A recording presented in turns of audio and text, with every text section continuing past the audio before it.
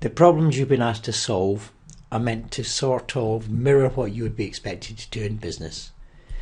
Now, of course, we wouldn't get involved in the price of the job and the time it would take to do the job in terms of a commercial setup, but we have to mirror that situation as accurately as we can so that you get a sense of what it really is like to deal with a client.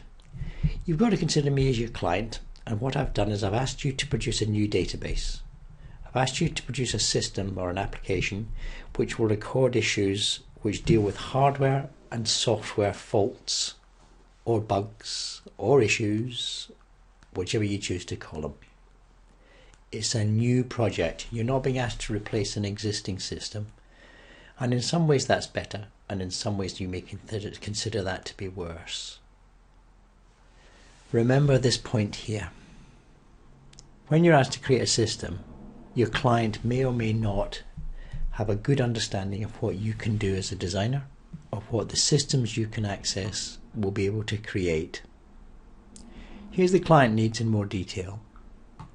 The client needs a system that records new issues with defined projects that are either hardware or software based.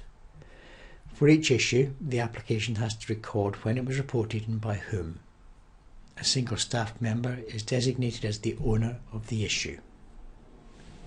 That's the point of first reporting. That's where the issue will go into the database as a new issue. During the progress of this issue through the system, any actions that are taken to correct the issue or to make the bug disappear or whatever it is you're trying to do have to be recorded so the reporting can provide the client and you with progress against the issue. An issue remains open until you deem that it has all been dealt with and you close the issue down.